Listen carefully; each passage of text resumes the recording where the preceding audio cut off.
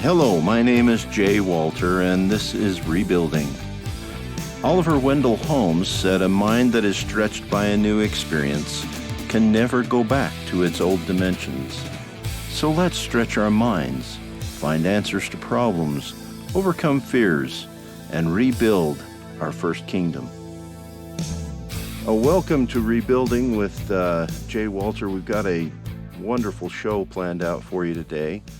My guest today is Paul Stretton-Stephens.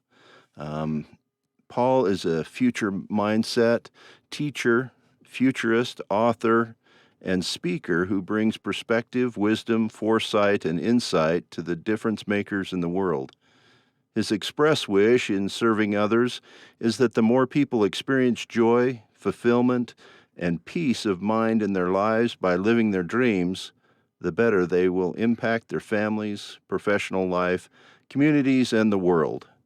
In this interview, Paul shares his inspiring story of resilience, motivation, and the importance of living true to your values. He talks frankly about how he overcame the obstacles in his life and how he arrived at where he is in life today. Apart from having been medically retired twice, Paul is a husband, a parent, and a grandparent, a proud military veteran having served in the Royal Marines and Royal Military Police, a former physical education instructor, a former educational leader, currently registered blind, still serves others, only in a different way these days. When Paul isn't coaching or writing, you'll find him walking on the beach, eating out, enjoying jazz, or going to the theater with his wife. Welcome, Paul. I'm glad to have you on the show today. Yeah, thanks for inviting me, Jay. It's a pleasure. So, tell me a little bit about yourself, Paul. What makes Paul Paul? What makes Paul Paul? How long have we got? Well, about an hour. Okay. Let's condense it then. Well, I'm currently working as a future mindset coach. I'm currently, as you mentioned in the introduction just there, I'm currently registered blind. I'm sure we'll get further into that later on, but I've been this way sort of about 5 years now. And I say currently because I'm always seeking alternative treatments. Mm-hmm. So we'll see how we go with that. Okay. But my life's good. I live in the south of England, on the coast, in a small Devon town. We're by an estuary going out into the sea. I have a beautiful life here. Wow, that sounds fantastic. So tell me, what is a future mindset coach do? Okay, well, the term future mindset, I coined the phrase because a lot of coaches out there say to people, change your mindset, get different results. Yeah. And that's quite commonplace to hear. And I thought about this long and hard because I thought, well, okay, you can change elements of your mindset, but there are still elements within your mindset that still serve you well. Mm-hmm. So you don't need to change everything. So when I coined the term future mindset, it's a presupposition, the word future. It's placing it directly in the future. So anybody who sees that it's in the future for you. So the future starts tomorrow. It starts in a minute. It really Right. places it out there and gives them a different way of thinking straight away. And what I like to do with this is with the people I work with is we look at what served them well in the past, because yesterday's mindset's got you to where you are today. Right. So I say you can craft a future mindset for what you want tomorrow and beyond. Okay. So we take the elements that have served you well and we bring them forward into the future. And then we craft that mindset together that they want for their desires, for their dreams, to make them unstuck, to make them feel more fulfilled again, and all these different aspects that people need in personal development. So that's what I do as a future mindset coach. Cool. That's nice. That leads into what I like to do here is how do you change your mind? How do you get rid of some of the old parts of your mental map is what I call it. The things Yep. that served you well before that no longer are valid, but You just need to tweak. You don't need to throw out the map. It still works in No, some instances, but you just need to make some tweaks, some changes of where you wanna be. absolutely. I often find that there are certain elements that have served you well in the past and just don't serve you well at all. Mhm. But there are other elements that have served you well. And like you say, small tweaks, biggest change. Yeah. Yeah. Very often that's the case. It's only sometimes it's a very small tweak for the biggest dramatic change. Okay. And then we add other elements into the mix because if somebody is starting to think big and become unstuck and become more fulfilled, they need to bring other things to the table because they haven't had that previously. Right. And that's where we come in. Okay. So, I like to talk about, on the show, a lot of people like to listen about or hear about how you, face a fear or overcome an obstacle, why or how you would approach those things. What advice in your coaching and in your life have you seen obstacles that you've overcome? And, I would imagine the being, currently being blind or being judged blind or does is kind of an obstacle in your life, and you say Yeah. you're searching for ways to get around that. Yeah. Yeah. Well, if I may, I'll go back prior to that because that was my first big obstacle. Uh-huh.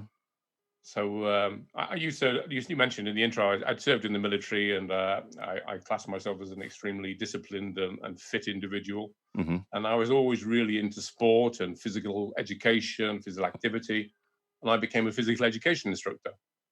And I did that for 10 years, and I worked for the Home Office here in the UK, and gained probably in the training there, I think it's 8 or 9 different coaching, teaching, instructor qualifications. And, and very often, I think it's worth pointing this out that when you become a coach of a sporting discipline or an adventure activity, that very often people's perceptions is you're just coaching the actual activity and the sport and the discipline. Right. Well, in actual fact, you're not. You're coaching individuals. Even if you're working with teams, you still have to coach the individuals. And when they turn up to practice, they're not always motivated. They've all got maybe financial difficulties or relationship problems, girlfriend problems. They have ambition. Maybe they have too much confidence or lack of confidence, Right. and you have to deal with all that on a day-to-day basis with multiple individuals. So that was really my teaching ground for coaching, as well as applying the sporting discipline coaching as well. So, Right. and I did that for 10 years, and I think about 4 years or so into 4 or 5 years into my work in there, I went home one day and sat on the couch and went to get up, and my left leg was just gone to sleep. So I don't know if you've ever Yep. done this, Jay, but when you go to sleep at night and you put your arms under the pillow and you Yeah. wake up, and your arms are dead and numb and tingling and all that sort of thing, Can't and it move was them. Yeah. kind of like that. Yeah. And then I thought I'll just walk it off, rub it off like you do, and that didn't work. And then I wanted to go to the bathroom, and that didn't work either. So I phoned our village doctor, and he was very good. He says, I'll send you an ambulance. I said, really? He said, yeah, oh yeah, you need to go to hospital. Oh, And wow. that night they operated, and I'd had a herniated disc with no prior warning. Wow. And I operated that night, and I was off work for 6 months with rehabilitation. Yeah. And I returned to work, and the only thing I didn't do that I did previously was play rugby, a sport I really loved. I mean, I coached rugby, but I didn't play the sport obviously for obvious reasons. Yeah. And then everything was going swimmingly well, and then of all things, I slipped on a wet floor. There was 2 or 3 of us, and we slipped on a wet floor. There was no signage out to say that the floor had been cleaned, etc., and it was extremely wet. And we turned around the corner and slipped, and I just caught the back again, and the disc went again. Oh, So after a few treatments, they said, "Okay, we're going to need to operate." But the hospital I was at, they said, "Well, we can't operate because it's in exactly the same site as it was before. Therefore, you've got scar tissue, mhm. and the risk is if we tear the scar tissue, then you could end up paralyzed." Yeah. So we need to send you to a neurosurgeon. So they took me to this the other hospital. It's quite interesting, really. Put me in this ambulance with what they call a suspended stretcher. Mm-hmm. So whenever the movement came with the vehicle, you swung with it, a bit like a hammock inside of the back of an ambulance, And they operated, and when I came out of it, the below the knee and the left leg just didn't work. Mm.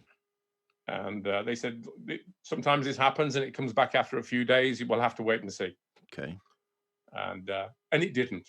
Mm. It didn't come back. And I remember going to the follow-up appointment, and it was an hour's drive from where I lived for a 5-minute appointment, really. But yeah. And the guy just said, just get used to being on elbow crutches, for short journeys, and use a wheelchair for long journeys, because that's how life seems to be for you from now on.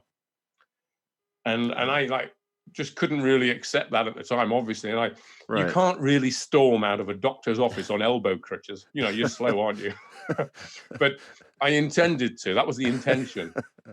And of course, that was it. I was medically retired from work. I was still really young. Mm-hmm. And there's no way I could have carried on as a physical education officer. Right. And, I got the paperwork through, and that was it. They retired me. So me being me, and this is where it comes to your question there about, how you overcome these obstacles. And this is how I can help others now because of these experiences I've had. They're a blessing in disguise, and people find it strange when I say I'm grateful for having had those experiences. Yeah. Because now I can help others. Right. Because I use the term adversity into action, because when you face adversity, you have two choices, and life is choice. It's all about choice. Exactly. You can either wallow in it, or you can take action. And what I try to advocate with people is, we help them turn that adversity into action. Okay. Now, one of the ways of doing that is you need purpose, because I was in the military, and then I was a phys ed instructor, and then I couldn't do it anymore. So what on earth do you do? That was the question. Yeah. What on earth do you do? Right. And I thought the only thing to do was to be re-educate.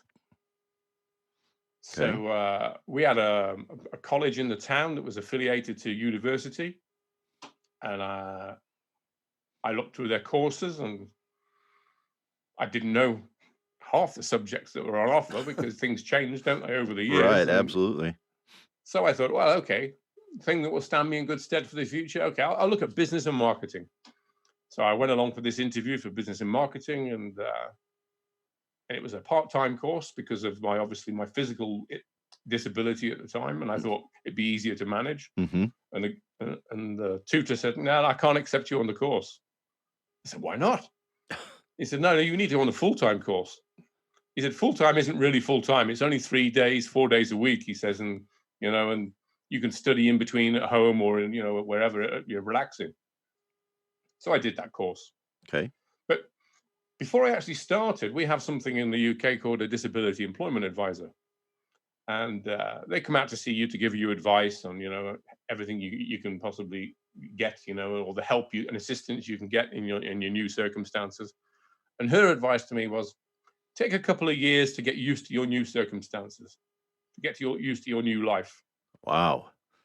And I was like, "You got to be kidding. A couple of years?" I said, "No, I can't." I said, "I can't do that." But I think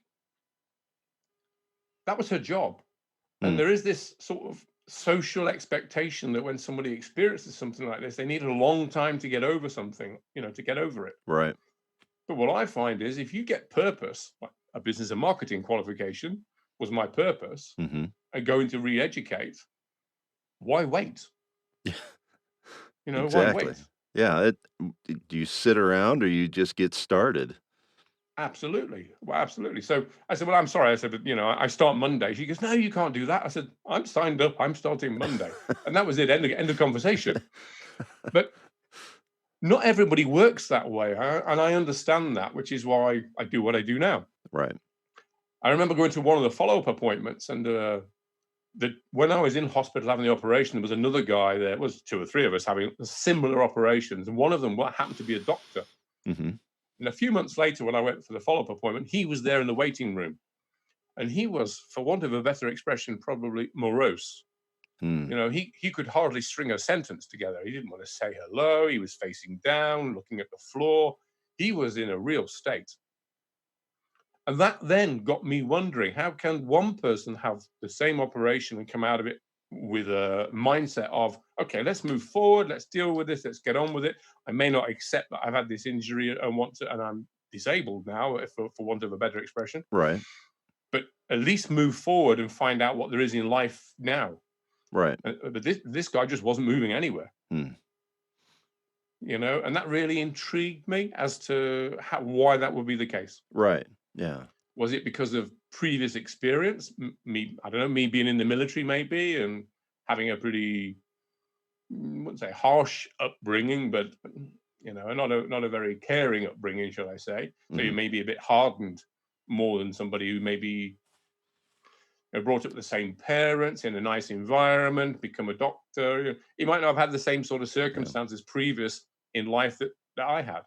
Well, yeah, you sound like you had to face challenges pretty much throughout your life in different ways, not these challenges, but challenges nonetheless, and knew you could achieve the things you wanted to achieve through the challenges.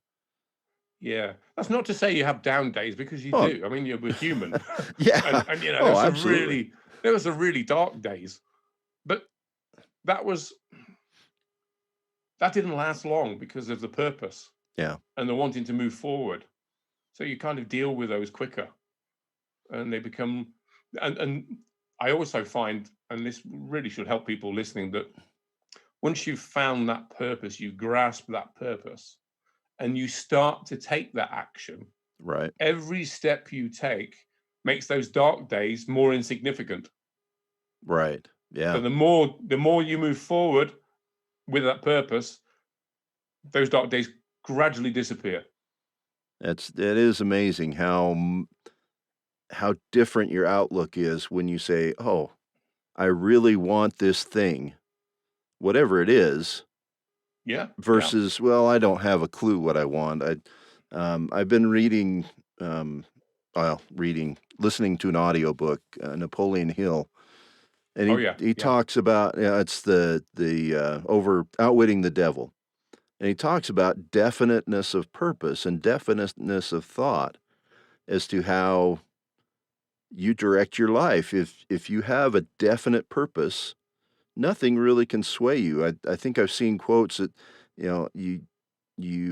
an unwilling student will never learn anything, but the person that has a definite purpose or definite goal to learn can't be stopped.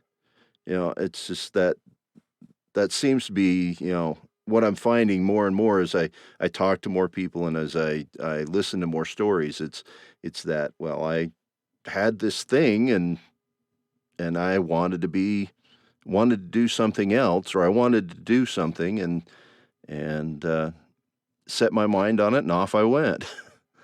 Well, this is the thing, and you really hit the nail on the head there, Jay, because some people have an idea of what they want to do. Mhm. Even if it's, they haven't overcome an obstacle, they have this idea of what they want to do. But the real key here is, once you have the idea what you want to do and you've identified what your purpose is you need to take action. Yeah. And you can have a really great idea and you can think, really, this is my purpose in life. But if you don't take action, nothing will happen, because nobody's Right. going to take it for you. Yeah, you can have all the good intentions you want in life until you put into action behind those intentions, nothing Yeah. happens. Yeah. That's right. And very often for people, that first step towards action is the most difficult. Yeah. I'm not Well, ready yet, or I'll it's do it tomorrow, or or it's they scary. go through the perfectionism syndrome. Yeah. Oh, it's got to be perfect before I send off the proposal. Yeah. No, it Yeah. doesn't, because while you're doing that, everybody else is sending off non-perfect proposals and gaining ground on you. Yeah. Yeah, absolutely. And it is, like I say, it is a little scary because you've never done this before. You don't Oh know yeah, how it it all is. works. And Yeah, it is. what if they say no, or what if they laugh at me, or what if, they make fun of my idea? Get rid of that. Just don't think that way. Take the step. If they say no, okay, what if I attack it this way, or come around the other way, or go over the top of whatever this obstacle is, and attack it until you find the way. Yeah, yeah, I'm with you all the way on that, Jay. Absolutely. Oh, Yeah. So anyway, I did my course, and the grades were good enough to go on and do a business management degree at university, which was I really enjoyed, and I chose all the kind of, because you're able to choose your modules and things like that. It was all right, about individuals in the organization, strategic direction, managing people, managing human resources. So all the people-oriented units and modules really, I just loved those because right, I just love working with people, right. and they really helped put that into context for me, especially in a business scenario, because I was always working in like the public services before. Yeah. So that really helped a lot. So you took your strengths as a coach and built on those to become in your business training to become kind of a business coach in sound Yeah, yeah, almost. and yeah. I mean, I work more with individuals than businesses, but I can work with businesses, and I wouldn't sort of turn the business down, if it suited me. Hmm. But I do like working with individuals. Yeah. I really get a buzz from that, because when you see somebody come from one position and move to another, and they really blossom, Yeah. it's just so profound. I'll give you an example now that we've had. Three ladies here in the UK that I don't know whether you've heard of the Talisker Atlantic Challenge. I haven't. No? Well, No. every year they run this Talisker Atlantic Challenge, and teams of rowers row from the Canary Islands off the coast of Africa to Antigua in the Caribbean. Oh, wow. And I had the privilege of coaching three ladies who did this as a Hmm. trio. Hmm. And one of them had never rowed before in her life. So she got the local rowing club to support her with the technique of rowing, etc. And she had lots of practice from the other women as well. Hmm. But then I worked with them for the mental preparation for this. Because, if I think it was 49 days at sea, 49 days and 19 hours, something like that. Now I can't imagine these being the river skulls that you see No, rowing no. rowers and things like that. This has got to be a pretty significant boat they're rowing. Oh, it's not huge. It's not huge. I mean, you got three ladies in the rowing position, only two rowing at any one time, and a very small cabin at one end. That's it. Wow. And it's really because of the stability of the boat. It's like somebody described it to me as like rowing a gyroscope, Okay. and you have to have a very you really have to get used to it and oriented to the way of doing this. Yeah. But the one particular lady who hadn't rowed before, I think I'll use that as an example more than anything, is Yeah. we went through a lot of mental preparation there, a lot of exercises in advance and techniques that she could use in advance of the row, in the practice, and during the actual adventure. Right. And she's used all of them. Absolutely loved it, Mm. and come out the other end absolutely fantastic. Wow. And to witness that and to track them online, because we were able to do that, was Yeah. just great. You know how many nautical miles they're rowing in a day. You know what the weather's going to be like for them, and whether they've seen orca whales or humpbacks, etc., on the way. Wow. All sorts of things. Yeah. Well, yeah, You I know, can imagine that being quite the mental challenge to be out at sea in a fairly small craft, and the power is you to get yeah, where you want to go. So, yeah, uh, absolutely. It was a phenomenal feat. I think this year there was about 30 teams. mm, Some of them four-man teams, or four women teams, some trios, some doubles, and still today, I've just had a message today that the individual rows are still just coming in. So oh they've been at wow, sea a long time. wow, They all set off on December the 12th yeah. last year. So yeah, So, that's significant oh yeah, effort. oh Yeah, yeah. But when you get a result like that, when you work with people, it's just phenomenal. But likewise, I can have somebody who has a project they want to do because they're thinking big, and it's revolved around their business or around their family life or whatever the reason is. And most of the people, in some way, shape, or form, have faced some kind of obstacle or some adversity on the way, which is why they end up coming to you in the first place because Hmm. they need somebody to support them. They need some accountability. They need to figure out how to get unstuck. And Right. that word comes up so often. You know, I can't say But how. It's just probably the main word that comes up. yeah, yeah. Well, yeah, you can't see a way around what's in front of you, and so you just feel stuck and Yep. need another set of eyes to tell you it's you're okay. You just let's look at it another way. And Yeah.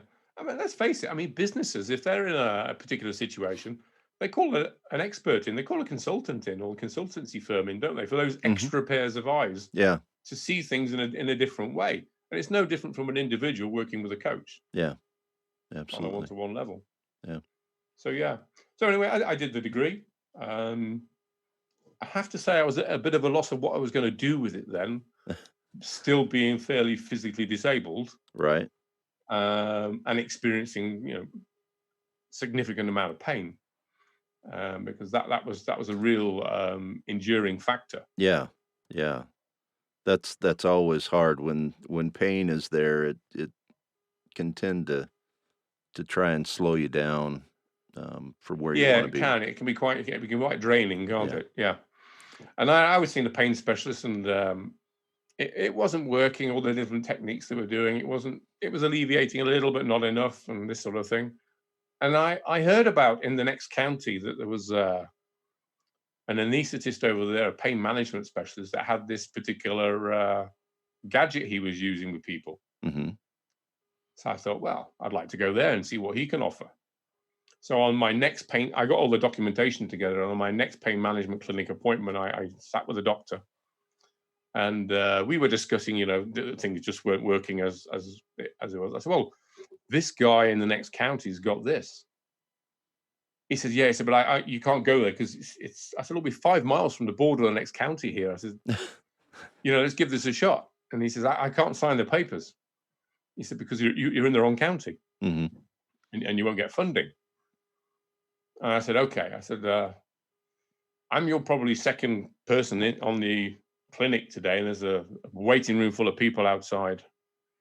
And I'm not moving from this office until you sign the documents. And he says, well, you can't do that. I said, I'm staying here until you sign the paperwork because I need to go and see this guy because what you've offered me so far has been great, but it doesn't work. It's not working, yeah. So, and I remember the secretary came in and the nurses came in and all trying to convince me to get up and move and leave so he can carry on with his clinic. I said, all he has to do is sign the documentation and I'm gone. And about an hour and a half, 2 hours later, the doctor came back in the room. He made a couple of phone calls. He said, hand me the paperwork. So I gave him the paperwork and he just signed it off. And that was it. I left. I said, thank you very much. And that was it. And within a few weeks, I was seeing this other guy. And to explain what it is you're awake while they do this, by the way. They put a cable into your spinal cord while they're watching it on the x-ray. So they make sure they got the Mhm. right area above the injury site. Mhm.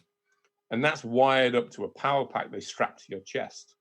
And you can turn it on and off and high and low. Mhm. And what that does, it acts as a short circuit to the brain to cut off the signal of pain. Oh, wow. So I remember we did this, and the first time we switched it on, I was in pain, and he switched it on, and virtually instantaneously, the pain disappeared Wow. as if by magic, Yeah. and it was incredible. And he said, "Well, obviously it works." He said, "We can leave it in for a week so you can try it. You can play with it, up and down, on and off, and all this sort of thing." And it was great. It was just unbelievable, out of this world. Yeah. And then when I went back to see him, he said, look, we have to take it out now because it'll embed itself and we can't allow it to do that. He said, now we know it works, we can apply for your funding. And the next 6 months were the most agonizing 6 months wait for the funding, knowing something Work, worked yeah. and waiting for the funding for it. Of course, then it was in, and now it's fully implanted internally. I have a handheld remote which is switches it on off, like a remote for your TV. I've got one for Right. the implant, and I've had it over 20 years now, and it's fantastic. Wow. That's fantastic to know you can have that relief and move on. But Oh, for other people out there that are listening, is that the message here is you have to take responsibility for your own health. absolutely. You have to find out these things. You have to listen to others. You take advice. Some things might not work, Yeah. but you got to try them. You got to move through these things and discover what's out there. Yeah. And that's what take responsibility, take action about it. Well, I think, yeah, that's something for anything in your life. Take responsibility for it and try some things like we were saying before. You got to try Yeah, and yeah, yeah.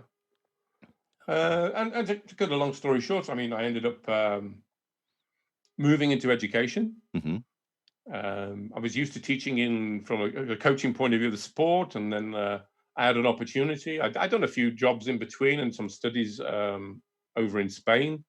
We lived in Spain for a couple of years, and that was really great over there.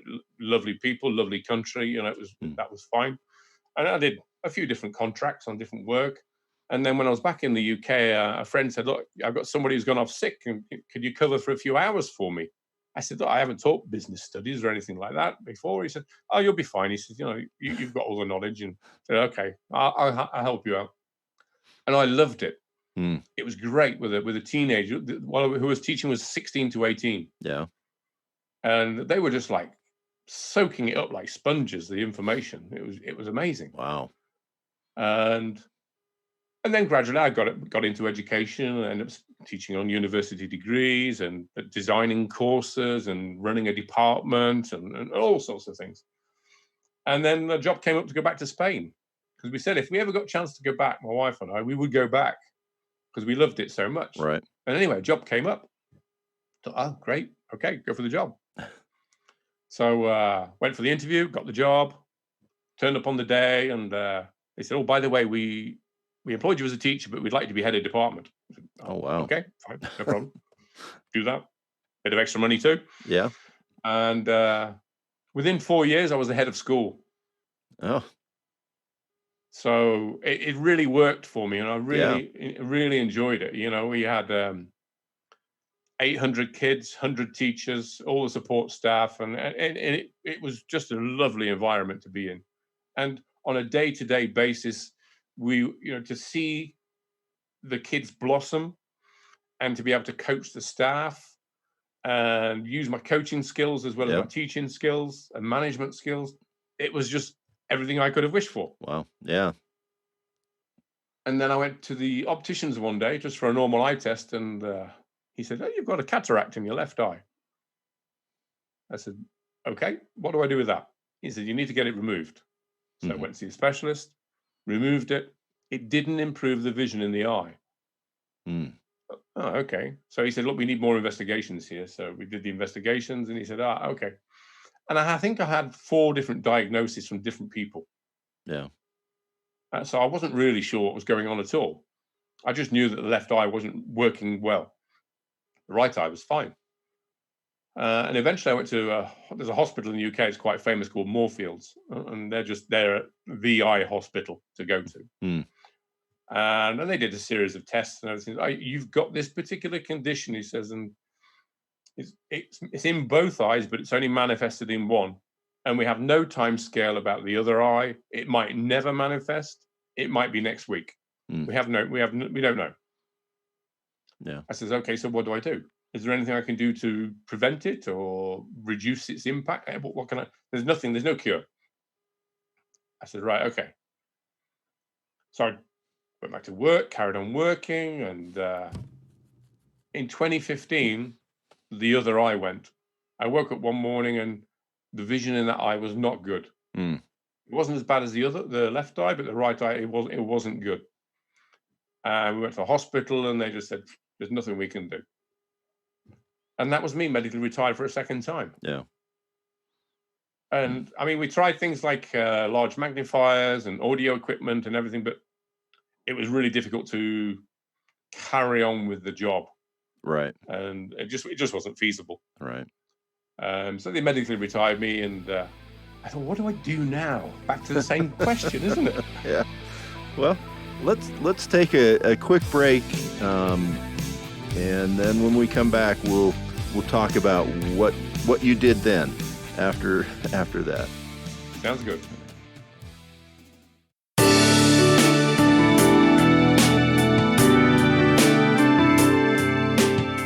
You are listening to Five Kingdoms Radio, where we inspire you to organize and align your life so that you can build a better you, a better family, and become a better friend and associate so that you can ultimately bless the world. If these are your goals and you want to help us build this life-changing network, we invite you to become a sponsor or advertise on our station. For more information on this amazing opportunity, please contact us at fivekingdomsradio.com.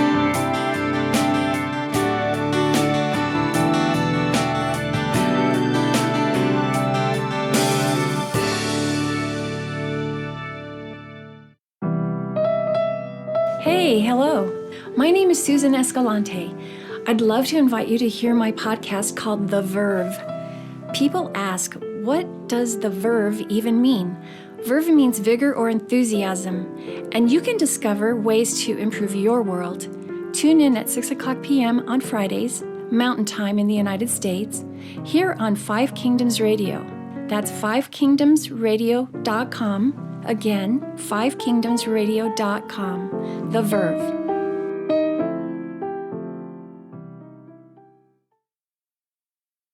My name is Alan Christofferson. You don't know me.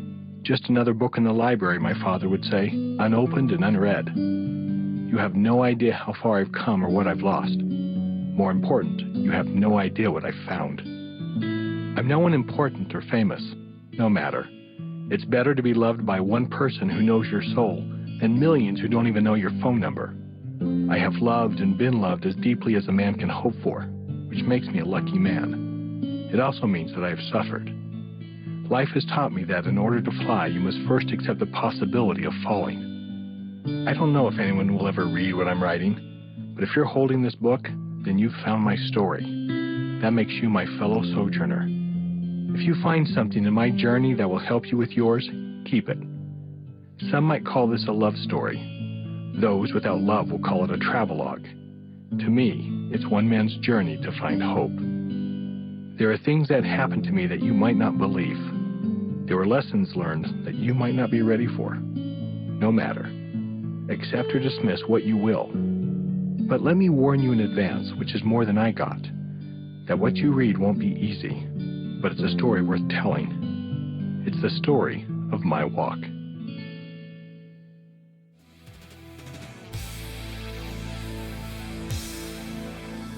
Okay, welcome back to Rebuilding.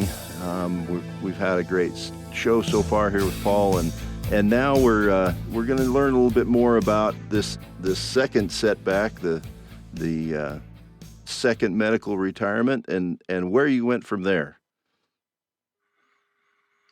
Okay. Well, the only thing I could figure out to do at that time was write. Mm-hmm. Because with technology these days, you can write with a microphone Right. and speech-to-text software, and it can read it back to you, text-to-speech. Yeah. And I had some assistance. I had some help and some training to do this. And I wrote a story, I thought, for young adults. Mm-hmm. I'd never written anything fiction in my life. Everything's been factual, Right. business reports and, et cetera, educational reports, et cetera. I thought, well, I don't even know if I can do this, but I'll give it a go anyway. So I did. I wrote this, and I thought, well, I can't sell a book like this in this state. I just don't know whether it's good or not. Right. So I sent it off for a manuscript assessment to a company that did it for new authors. Mm-hmm. And these were experienced authors, and they would read your book and give you feedback on how to improve it and change things and cut this out, add this, blah, blah, like a major edit, really, but Right. to improve it. So, and I was quite refreshed that when it came back, it wasn't as bad as I thought it was. So I did everything they said, and then sent it off to an editor, and and then self-published it. So that went okay. And then some friends said, well, you've been in the military in the past. Why don't you try writing some like thrillers or something like that? Mm-hmm. I said, oh, okay. So I had a couple of ideas, and I like to write something that has a purpose in it. And we're back to purpose again, I Right. suppose, really. I just thought about that. So the first thriller was about, the problem the planet's got with plastics. Right. And this was about organized crime, buying the plastics waste, getting the money from it in the contracts, and then halfway across the oceans, dumping it. Right. Okay. And my protagonist was there to investigate that and to discover that and to put a stop to it. Okay. So in the second book, it was we had I'm not sure if this happened in the States, but in the UK a few years back, we had a lot of military redundancies. Mm-hmm. And that was really devastating for a lot of veterans. Right. Yeah. They're in, combat roles, and all of a sudden they come back and have no job. Right. What do they do? And there was a lot of resentment at the time about that. And this was about a couple of brothers who'd been made redundant from the services and sought revenge against the government. Oh. So the protagonist had to discover who they were, etc. Right. Right. And then the final one in the series was a different story altogether. It was based in Australia, the Maldives, and Mauritius. It's quite an adventurous one, again about organized crime and how they legitimize terrorism, etc. Mm-hmm. So, and they were great. I really enjoyed writing them. Yeah. But they were so isolating, right on your own. Yeah. And from what I've said, I mean, you might have gathered, I'm a people person. Yeah. Yeah. And I just found that really difficult to sort of say, well, I'm going to carry on doing this forever. And then some friends of mine wanted some advice, and it was basically coaching. Yeah. So I thought, well, I can do this even though I'm sight impaired. I can do it over Zoom. I can do it on the telephone. I can do it face to face. It just needs really super deep listening skills. Right. And I thought my listening skills prior to the sight loss were really good. But now I would say I call them super deep listening skills, because my hearing is so good now. It's so attuned. It's sort of made up for the loss of the significant sight. Right. And I hear so much more. And that really works for me. And it really works in the coaching situation. Yeah. Because very often we speak sentences, and not everybody listens to every word we say. Right. Yeah. Yeah. They get the gist, but they might miss some really important words that are in there.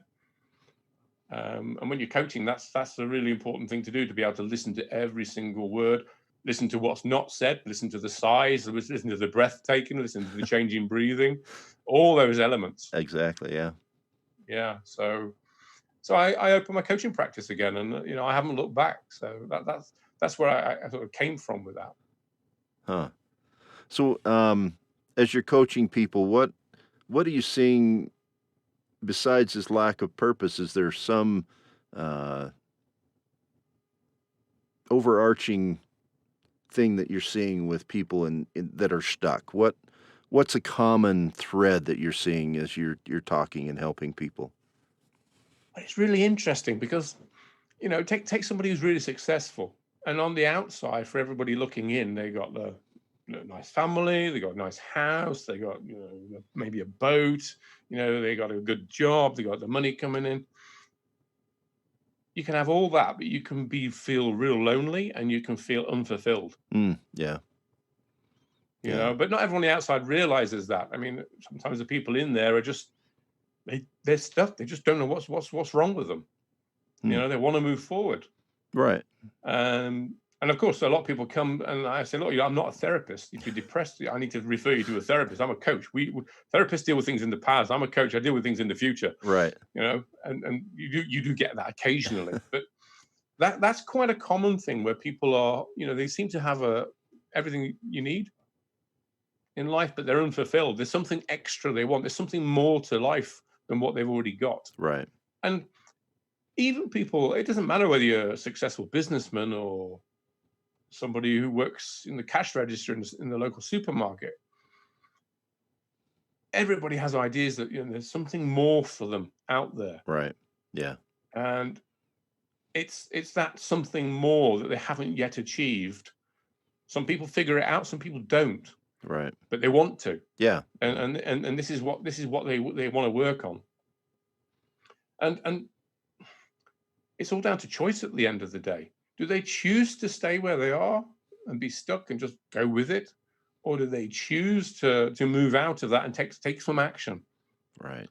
Because choices is a really interesting subject, Yes, it is. because there's a reaction to every choice. To every action, there's a reaction. Right. And you choose to be where you are. You choose to be who you're with. You choose to be where you are when you want to be there. You choose every aspect of your life. I mean, there may be external factors at the end of the day, but the ultimate thing is you make that choice. So the message is choose wisely. Right. And some people need help with that, Yeah. Yeah.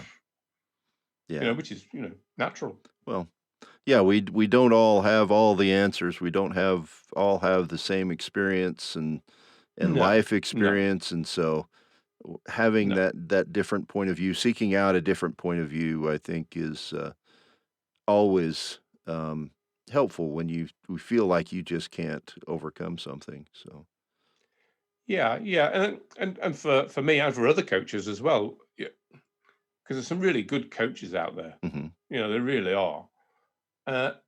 As coaches, we don't need to be experts in that person's business or life. right, Because, if we have a CEO or the person on the cash register or a mechanic or a sports person who wants to reach their personal best, or an artist, a musician, or whatever, we don't need to be experts in those individual disciplines, because we're experts at helping people. right. Yeah, they know what they need to know about their Yeah, discipline.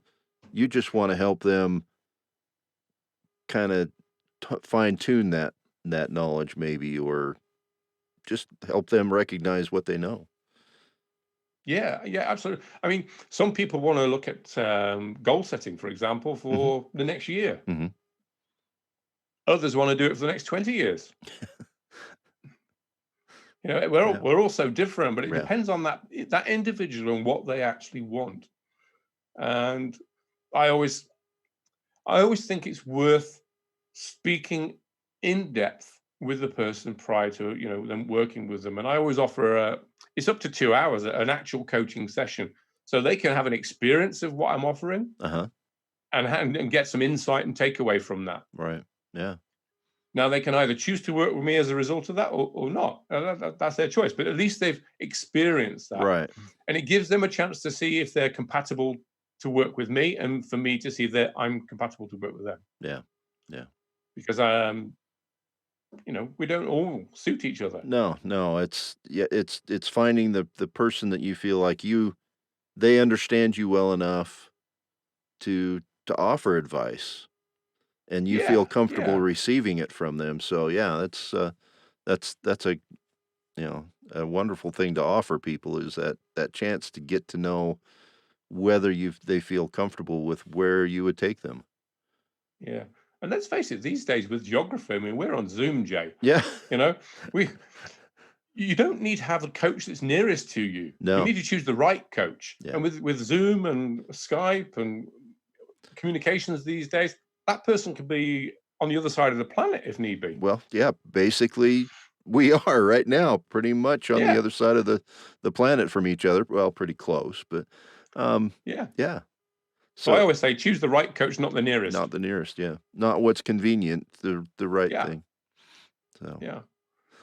um so as we're getting a little close to time here, um what advice would you give to somebody listening today that's facing some challenges? Maybe not the exact challenges you had, but it's facing challenges or fears in their lives. Speak to others. Okay. Don't be alone. That's the biggest thing, is to speak to others. If you're facing an obstacle, if you're in adversity or facing adversity, just sharing and speaking to others can help so much. Mm, You can bounce ideas off them, you can get experience from them, you can get their ideas, their advice. You don't have to take it, but you can get it. and yeah, some little piece in there might tickle something in your brain and break loose what you're having problems with. Yeah, But yeah. And what's quite common these days that I've found as well is anybody who's facing adversity, they'll go online straight away and start looking at YouTube videos, yeah, which is great, but you can't ask them questions and you can't have that dialogue. right. Yeah, And then that's what's really important is that dialogue. yeah. You can listen to all these things, they're great. There's lots of stuff out there. And you have to gauge whether it's right for you or not. But there's nothing better than just having dialogue with somebody else Oh, or multiple people. yeah, yeah. That the art of conversation is so. I'm afraid that it's fading away so quickly because we sit on our cell phone, or like you say, we sit in front of YouTube and think we're socializing on Facebook and on Twitter and all these things. We think we're socializing, but that anonymity of the internet really allows you to isolate with other people. And Yeah, that's yeah. the And what that conundrum, actually creates as well is what we call social adversity, right? because some individuals can become inept at actually having conversations with people. Oh yeah, yeah. Well, and I was in that boat until probably about 3 years ago. I finally decided that I needed to get out of myself, and I joined this men's group. And That's great. at the start, I was the wallflower. I didn't talk much. I didn't really socialize with people until I figured out how to get out of my own way and to talk to more and introduce myself and talk to more people. It's amazing the men I've met in this group, from best-selling authors and lawyers and local leaders and down to um, mailmen and more common folk, and we all have something to share, and as you get out and you have those conversations, you find so much about life that you never knew was there. Yeah, it's great, isn't it? It is, it's Brilliant. wonderful.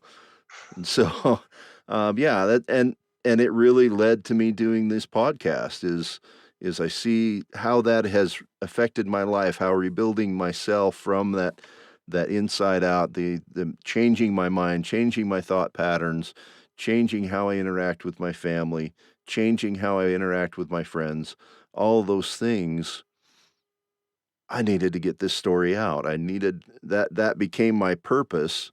I'm I I'm was just going to trained as say, it obviously sounded like it gave you purpose. yeah, I trained as an engineer. I'm an engineer now. I Yeah. write software, and so my my daily work life is kind of isolating. I sit in a cubicle and do my work, and then I go home.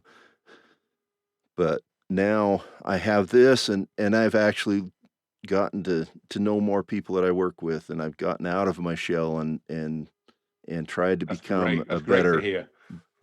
better human Because very being. often, yeah, for that, as a result of that. Yeah. And in the intro, I think you mentioned that, that my hope is that by serving others, that as they become, for want of, well, I suppose, better people, more improved people, Mhm.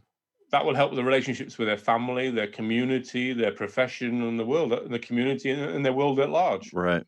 And it has such a knock-on effect. Yeah. Yeah. It really does. Yeah. Well, and that's one of the things I'm learning is as you build these relationships, it really does start to filter out more and more, and eventually, I'm hoping I can touch somebody out in the world that I don't know as I have these conversations with other people and help them see that they can change where they are and do what they want to do. Yeah, I think you're doing a really good thing, Jay. I think it'll help a lot of people. Oh, thank you. Yeah, yeah. Well, are there any final recommendations that you'd like to give as we come to the end of the show here? Well, the first thing is listen to all of Jay's podcasts and all the back issues as well. Because I mean, I listen to podcasts a lot, obviously, because being sight impaired, it's a great source of inspiration and information for me. Mhm. There are nuggets of information. There's gold in those podcasts. Yeah. There really is the gold for life. It really is there. Yeah. And you can't beat it these days. I mean, you can be driving to work, you can be washing the dishes, whatever you want to do, you can be listening to a podcast at the same time. Yeah. And, seek that information out. But, if you need help, find it. Find it. All right.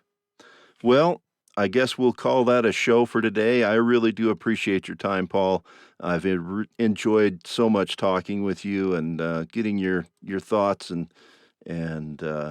we'll put all of your contact information, your website, your Facebook, all of that. I'll put those in the show notes.